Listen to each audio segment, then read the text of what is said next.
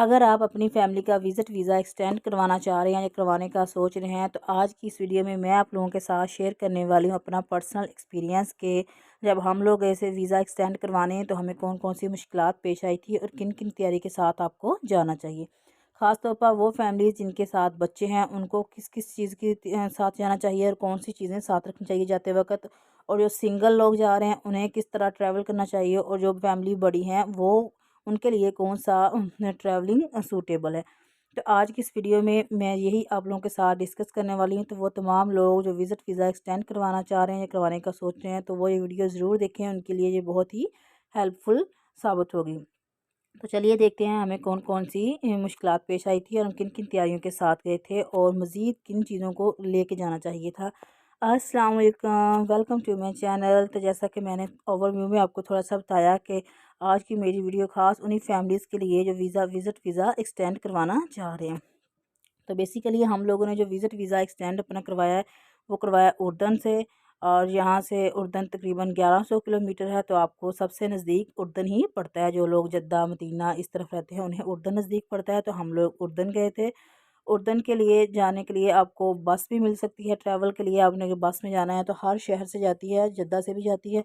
अगर आपने by air जाना है तो बाय एयर भी आप जा सकते हैं, और अगर आप रेंट पे गाड़ी लेके या फिर अपनी गाड़ी है उसके साथ जाना चाहते हैं तो वो भी ठीक है। तो हम लोग बस में गए थे क्योंकि हम लोग 2 लोग थे, मैं और मेरे हस्बैंड, और साथ छोटे 2 बच्चे। उनका तो सीट नहीं लेनी थी, हम दोनों ने सीट लेनी थी, तो हम बस पे गए थे क्योंकि बस में हमें थोड़ा रीज़नेबल पड़ता था क्योंकि हम 2 ही लोग थे।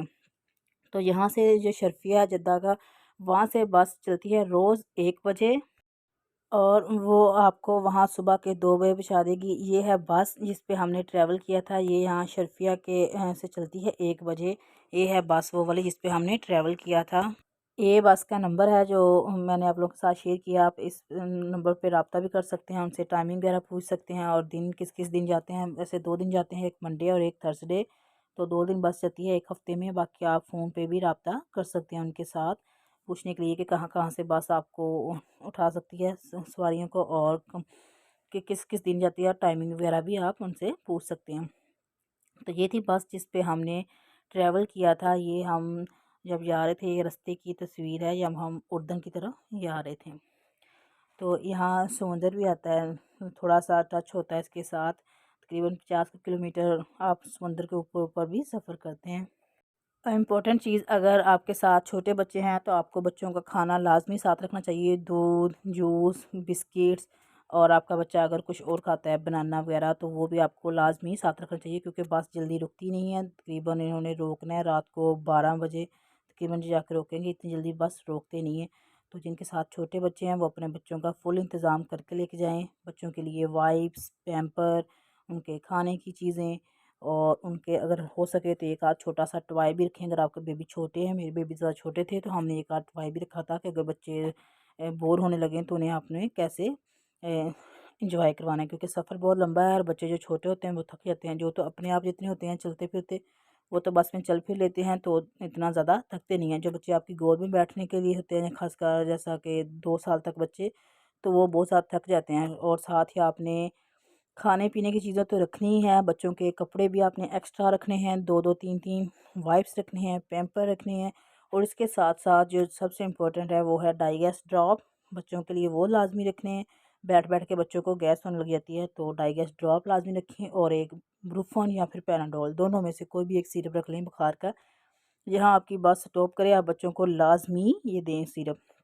बच्चों की फिर थकावट दूर हो जाएगी, इस तरह वो आपको ज़्यादा तंग नहीं करेंगे। जब बच्चे छोटे तो वो जो बहुत तंग करते हैं। अगर आप लोग सिर्फ 2 या 3 लोग हैं फिर आप बस में ही ट्रैवल करें, क्योंकि बस आपका एक सवारी का लेती है तकरीबन 350 रियाल, और हर चीज़ वो करवा के देती है। सिर्फ खाना पीना आपका अपना होता है, बाकी वो हर चीज़ करवा के देगी आपको। उधर से वीज़ा एक्सटेंड करवा के उस उधर बॉर्डर पर जितनी फ़ीस होगी वो वगैरह भी वो खुद ही देंगे। तो 350 एक सवारी के हिसाब से, अगर आप 2 या 3 सवारियाँ हैं तो आप फिर आपको बस ही ज़्यादा सूटेबल रहेगी, आपको रीज़नेबल पड़ेगी, ज़्यादा आपका खर्चा नहीं होगा। अगर आप सिंगल हैं तब भी आप बस पे ही जाएँ, यानी कि बच्चे वगैरह अगर आपके साथ नहीं हैं तो भी आपको बस ही ज़्यादा सूटेबल रहेगी। हाँ, अगर आपकी फैमिली बड़ी है जिसमें तकरीबन 6, 7 या 8 लोग हैं, तो फिर आपको चाहिए कि आप गाड़ी अपनी पे चले जाएँ या फिर रेंट पे ले लें। आप ज़्यादा ईज़ी भी रहेंगे जहाँ दिल किया वहाँ आप रोक भी लेंगे अपनी गाड़ी को, सांस वगैरह ले लेंगे। लेकिन उसका फिर ये है कि आपको वहाँ जाके फिर बॉर्डर पे वहाँ गाड़ियाँ खड़ी होती हैं, जो सऊदीया के एजेंट होते हैं वो लेके गाड़ियाँ खड़ी करके खड़े होते हैं, उनसे फिर रब्ता करना पड़ता है। वो आपको बॉर्डर क्रॉस करवा के फिर वीज़ा एक्सटेंड करवा के देंगे। के लिए फिर ये है कि आपको थोड़ा खर्चा ज़्यादा होता है बस की निस्बत, क्योंकि हर चीज़ आपको फिर खुद करनी पड़ती है। यहाँ से 1100 किलोमीटर आने जाने का सफ़र है, 1100 किलोमीटर ही आने का, वो आपको गाड़ी का खर्चा का होगा, उसमें पेट्रोल वगैरह और दूसरा खाने पीने का। और जो वहाँ आदमी लेते हैं वो तकरीबन एक सवारी का 25 रियाल लेते हैं। मतलब अगर 8 लोग एक गाड़ी में बैठ सकते हैं और वो 200 रियाल लेते हैं एक गाड़ी का। अगर आप 8 लोग हैं तब भी वो 200 रियाल ही लेगा। अगर आप सिंगल लोग उनके साथ पास जाएंगे खुद करवाने, फिर भी वो 200 रुपये ही लेगा। तो लेकिन अगर आपकी फैमिली बड़ी है तो फिर आपको चाहिए कि आप अपनी गाड़ी में ही ट्रैवल करें, और वहाँ जो आगे आदमी खड़े होते हैं सऊदीया के एजेंट कह लें, या फिर जो वीज़ा एक्सटेंड करवा के आपको देते हैं, उस गाड़ी के साथ आप रब्ता करें, उसे 200 रियाल दें और वो बॉर्डर पे आपको ले जाएगा। वहाँ जहाँ वीज़े एक्सटेंड होते हैं वो आपको हर पासपोर्ट का वो 50 रियाल लेते हैं, जो वीज़ा एक्सटेंड करके देते हैं ऑफिस वाले हैं, तो वो 50 रियाल लेंगे और आपको वीज़ा एक्सटेंड करके उसके ऊपर नई मोहरें लगा के आपको दे देंगे। हाँ, लेकिन अगर आप खुद ट्रैवल कर रहे हैं तो फिर आपके लिए एक और चीज़ कि आप जब वहाँ पहुँचें तो उससे पहले आप सऊदी एजेंट से पहले ही रब्ता कर लें, वो पहले आपके वेट में खड़ा हो। ये है सऊदी का नंबर, जिस गाड़ी पे हम बैठ के आगे बॉर्डर पे गए थे। तो अगर आप खुद ट्रैवल कर रहे हैं तो आप इस नंबर पे रब्ता कर लें। ये वो आदमी है जो आपको वीज़ा रिन्यू करा के यानी कि स्टैंड करवा के देगा, उधर बॉर्डर पे लेके जाएगा। तो आप अगर इससे रब्ता पहले ही कर लेंगे जाने से पहले, तो इससे आपको फिर क्या क्या फ़ायदे होंगे। नंबर 1, ये आपको बता देगा कि आप किस दिन आएँ, जिस दिन रश कम होगा। और एक तो आपको ये बता देगा, फिर आपका टाइम वेस्ट नहीं होगा, और फिर ये भी बताएगा कि आपको किस टाइम वहाँ पहुँचना चाहिए जहाँ रश कम से कम हो। अगर आप रात को जाएँ तकरीबन वहाँ पहुँचें 1-2 बजे, तो वहाँ रश बहुत कम होता है, आपका काम तकरीबन घंटे 2 घंटे में ही ईज़िली बॉर्डर पे हो जाता है। लेकिन अगर आप जाएँ शाम को तकरीबन 6-7 बजे पहुँचे, फिर आपको ऑलमोस्ट 5-6 घंटे लगेंगे, वहाँ इतना उस टाइम रश होता है। तो अगर आप खुद ट्रैवल कर रहे हैं तो फिर मेरा मशवरा यही है कि आप इस नंबर पे कॉल करके जाएँ उस आदमी से।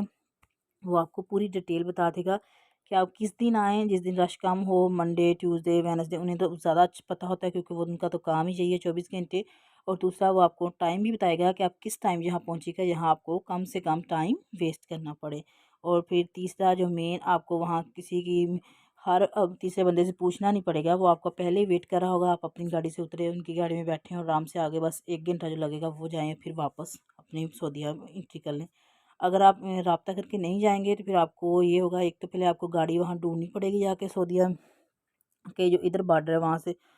फिर आपको गाड़ी ढूँढनी पड़ेगी, फिर उनसे रेंट का इशू का होगा कि वो कुछ माँगेंगे, आपने कुछ कहना है, वहाँ टाइम वेस्ट होगा, फिर आगे लंबी लाइनें लगी होती हैं, वहाँ टाइम वेस्ट होगा। तो बेटर यही है कि आप कॉन्टैक्ट करके जाइएगा ताकि आपका टाइम सेव रहे। तो यहाँ तकरीबन ऑलमोस्ट रात के 9-10 का टाइम था, क्योंकि रमज़ान था, तो फिर 10 बजे उन्होंने गाड़ी रोकी थी। ये था वो रेस्टोरेंट, यहाँ उन्होंने गाड़ी को स्टे करवाया था, तकरीबन आधा घंटा रेस्ट दी थी। ये है कोई रोज़ रेस्टोरेंट, ये इंडिया का रेस्टोरेंट है। यहाँ पे फिर हमने खाना वगैरह खाया था और बच्चों को खाना खिलाया था, उनके पैम्पर वगैरह चेंज करिए थे। तो यहाँ तकरीबन गाड़ी आधा घंटे के लिए स्टे करती है। तो जिनके साथ बच्चे हैं वो वहाँ यहाँ सबसे पहले तो बच्चों को पैम्पर वगैरह चेंज करवाएं, उन्हें खाना खिलाएं, क्योंकि गाड़ी बहुत ज़्यादा नहीं स्टे करती थी, तो आधा घंटा ही होता है। साथ ही साथ फिर आप अपना खाना खा लें, और बच्चों को इस टाइम पे ब्रूफॉन जब पैनाडोल लाजमी दे दें, फिर आपको बच्चे आगे सफ़र में तंग नहीं करेंगे। वरना सफ़र 12 घंटे का जाने का सफ़र है और 12 घंटे वापसी आने पर, क्योंकि आप बस पे जाएंगे तो वो तो 2 दफ़ा स्टे करवाते हैं, तकरीबन आधा आधा घंटा, एक दफ़ा जाते हैं और 2 दफ़ा आते हैं तकरीबन करवाते हैं। तो छोटे बच्चे होते हैं, बैठ बैठ के थक हो जाते हैं, तो आप यहाँ जब उतरें तो एक तो बच्चों को कहिए चले फिरें थोड़ा सा, जब चले फिरेंगे तो उनकी थकावट दूर होगी, और साथ ही बच्चों को ब्रूफॉन या पैनाडोल दे दें ताकि उन्हें थक के बुखार भी ना हो, वो चिड़चिड़े भी नहीं होंगे। हाँ, बच्चों का एक और इम्पोर्टेंट चीज़, अगर आपका बच्चा छोटा ज़्यादा है तो उनका पैम्पर लाजमी थोड़ी थोड़ी देर बाद चेक करते रहेगा। पैम्पर चेंज करने वाला हुआ तो पैम्पर लाजमी चेंज कर दीजिएगा। हमसे एक गलती ये हुई थी कि हमने खाना वगैरह तो सारा रख लिया था, सारी चीज़ें रख ली थी। छोटा जो बेटा है मेरा, उसने शेयर कर लिया था बड़े वाला, तो हमने पैम्पर नहीं इसका चेंज किया था। उससे उसको जब हम घर पहुँचे तो बहुत ज़्यादा ही रैश हो गए थे, फिर हमें 5 दिन अगले उसका पैम्पर नहीं लगा हुआ, इतना ज़्यादा काम ख़राब हो गया था, रैश हो गए। तो अगर आपका बच्चा पैम्पर गंदा कर लेता है तो आप फ़ौरन कोशिश करें कि पैम्पर बस में बेशक उतार के नए वाला पैम्पर लगा दें। हमने किया ही नहीं था कि बस में क्या चेंज करना, अब यहाँ गाड़ी रुकेगी फिर करेंगे। इसी चक्कर में उसके रैश इतने ज़्यादा हो गए कि अगले 5 दिन हम उनसे पैम्पर नहीं लगा हुआ, उसका इतना काम ख़राब हो गया और मेडिसिन जो ली वो अलग।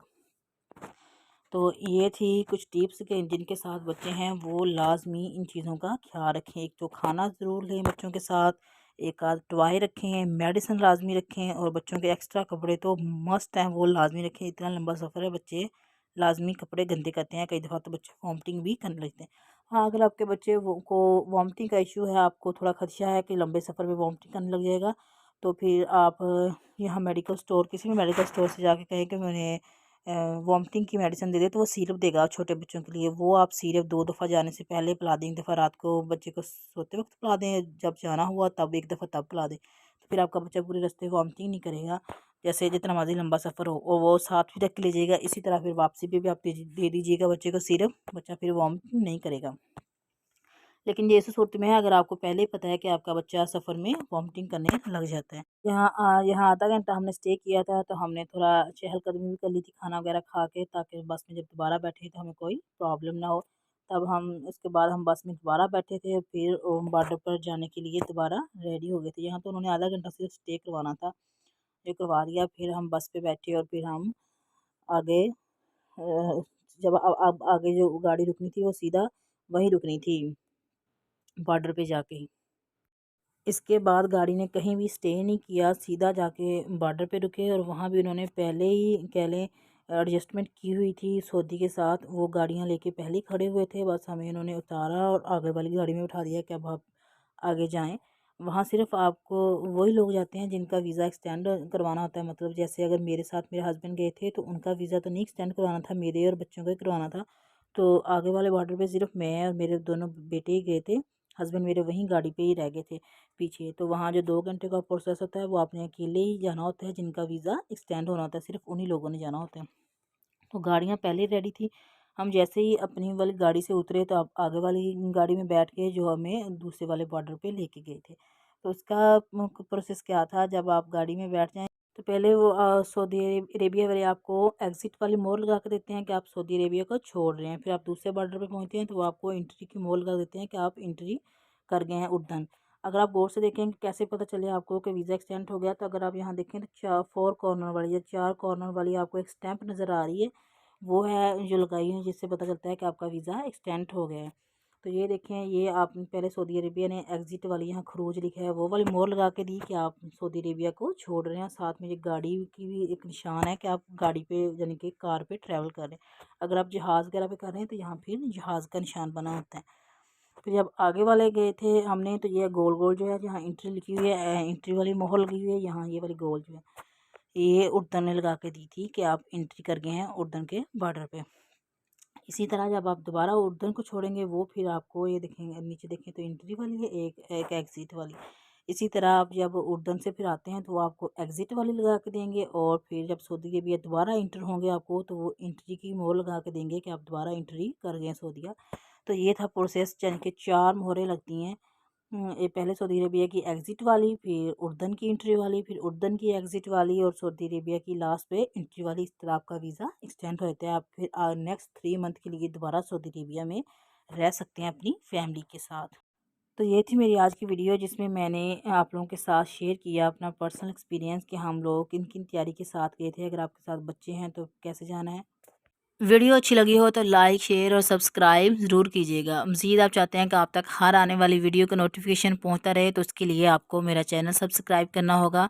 तो चैनल को ज़रूर सब्सक्राइब कीजिए ताकि हर आने वाली वीडियो का नोटिफिकेशन आप तक पहुंचता रहे। शुक्रिया।